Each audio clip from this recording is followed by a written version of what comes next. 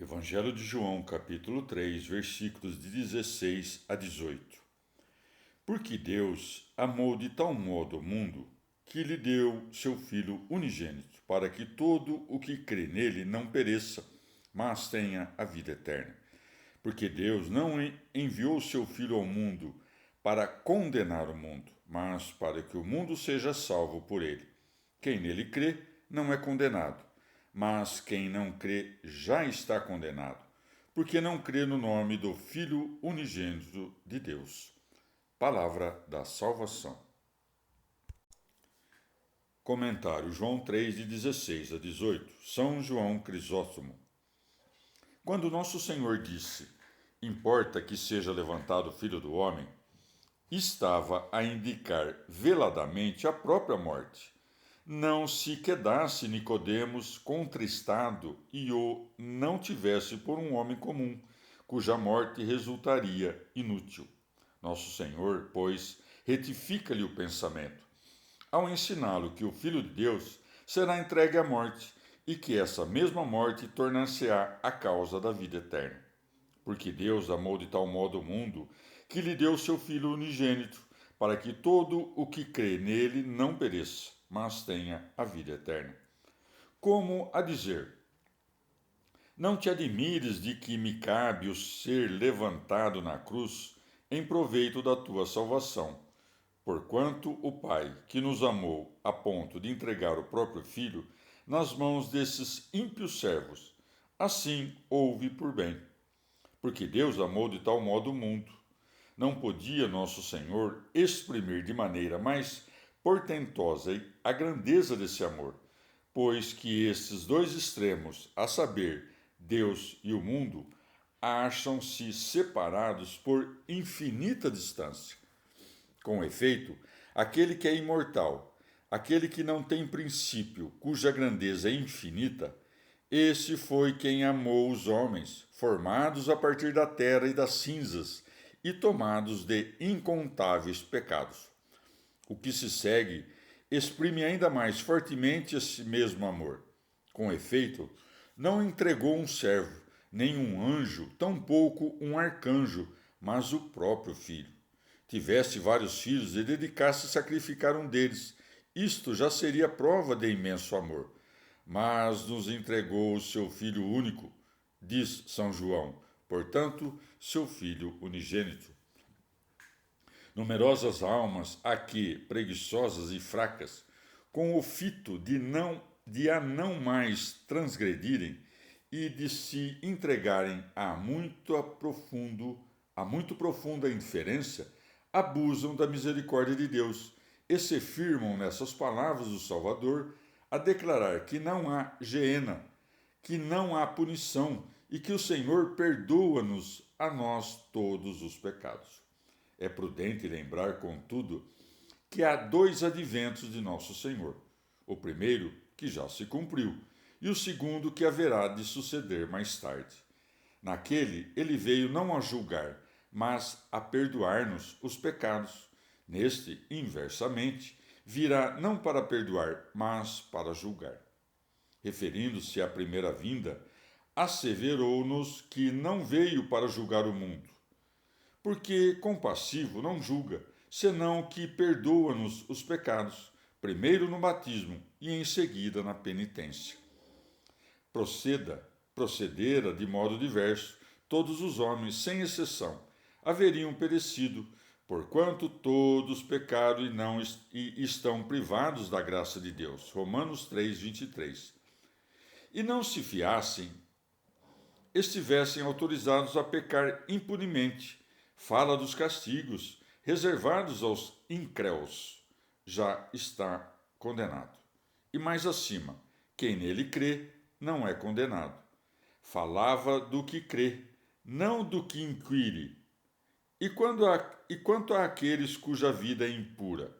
São Paulo nos diz que esses tais não se podem contar entre os fiéis. Confessam que conhecem a Deus, mas negam-o com as obras. Tito 1,16. Com isto, quis o apóstolo dizer que não serão julgados quanto à fé, serão punidos severamente pelos crimes que cometeram, não pelo crime da infidelidade, porque disto não são de fato culpados. E tal diz porque a incredulidade já é, ela mesma, punição para a alma impenitente.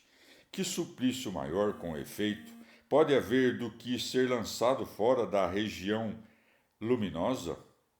Ou nosso Senhor está simplesmente prevendo o que há de suceder? De fato, o homicida, mesmo antes de passada a sentença, já está condenado pela natureza do crime que cometeu. E do mesmo modo, como com o incréu. Foi assim que Adão morreu no dia em que comeu do fruto da árvore. Evangelho de João, capítulo 3, versículos de 19 a 21. A condenação está nisto. A luz veio ao mundo, e os homens amaram mais as trevas do que a luz, porque as suas obras eram más. Porque todo aquele que faz o mal aborrece a luz, e não se chega para a luz, a fim de que não sejam reprovadas as suas obras. Mas aquele que procede segundo a verdade, chega-se para a luz, a fim de que seja manifesto que as suas obras são feitas segundo Deus. Palavra da salvação. Comentário João 3, de 19 a 21, Santo Agostinho. E como tencionam enganar, não consentindo, contudo, em serem enganados, passam a estimar a luz quando ela se mostra por si mesma, odiá-la, porém, quando os põe manifestos. E serão castigados assim: a luz, sem revelar-se a si mesma, há de os manifestar. Amam, com efeito, a luz da verdade, mas aborrecem-na quando ela os reprocha. E não se chega para a luz, a fim de que não sejam reprovadas as suas obras. Se, contudo, Deus tem por más todas as obras dos homens, como alguns deles lograram obedecer à verdade e achegaram-se à luz, isto é, a Jesus Cristo, o Salvador havia dito que os homens amaram mais as trevas que a luz. Se muitos amaram os próprios pecados, muitos os confessaram. Ora, Deus acusa os teus pecados, e se com efeito acusa-os tu também, nisto faz-te um com ele. Importa que aborreças tuas más obras e ames em ti a graça de Deus.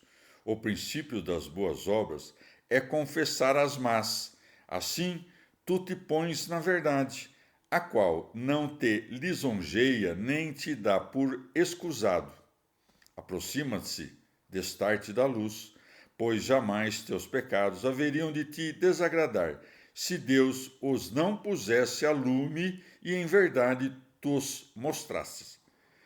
Que se acheguem à verdade por meio da confissão e alcancem a luz pelas boas obras, mesmo aqueles que pecaram apenas por palavras ou pensamento, ou se excederam no que é lícito, pois que os pecados menores, se deixados a acumular, resultam na morte. Pequenas são as gotas de água no rio, pequenos também os grãos de areia. E contudo, se estes, em grande quantidade, pesarem sobre nós, esmagam-nos. A água do mar, a entrar no navio pouco a pouco, a menos que seja escoada, termina por afundá-lo. E em que consiste este escoar, senão na prática das boas obras, na penitência, no jejum, na esmola e no perdão? Não sejamos esmagados pelo peso insuportável de nossas faltas.